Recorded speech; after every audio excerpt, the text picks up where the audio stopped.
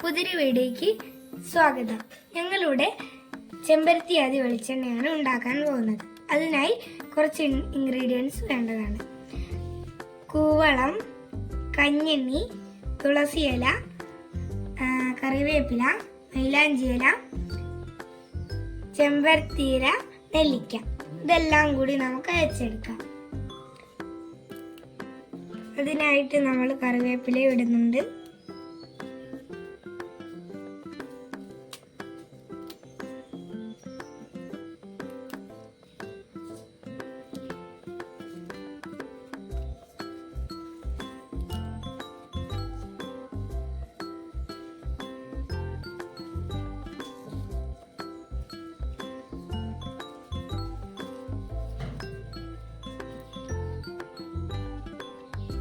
എല്ലാം കൂടി ഇട്ട ശേഷം നമുക്ക് അടിച്ചെടുക്കാം. അതിനായി നെല്ലിക്കയും ഇടണം.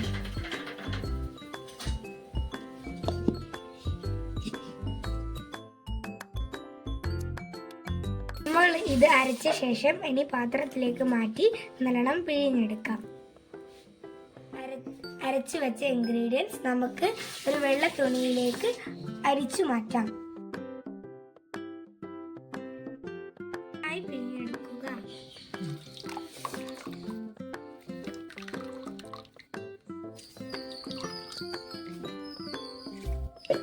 അതിനുശേഷം നമുക്ക് ഇരുമ്പ് ചട്ടിയിലേക്ക് മാറ്റിയ ശേഷം അടുപ്പത്ത് വെക്കുക.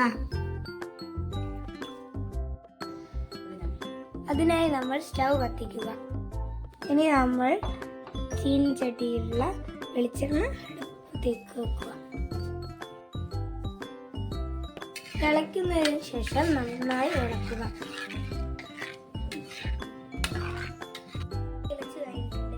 അതിനുശേഷം നമുക്ക് 1/2 ലിറ്റർ വെളിച്ചെണ്ണ ഇതിലേക്ക് ഒഴിക്കാം.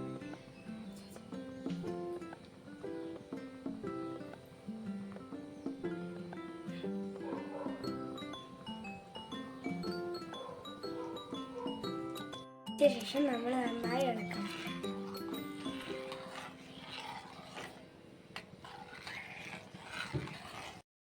എണ്ണ നന്നായി കുറിയതിനു ശേഷം ഉലുവയും കരിഞ്ജീരകവും ചേർക്കാം.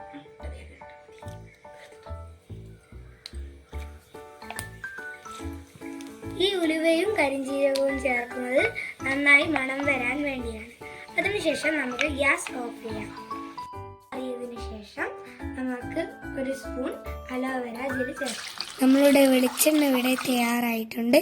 ചൂടാറിയതിനു ശേഷം ഒരു കുപ്പിയിലേക്ക് മാറ്റാം. ലൈക്കും സബ്സ്ക്രൈബും ചെയ്യാൻ മറക്കരുതേ.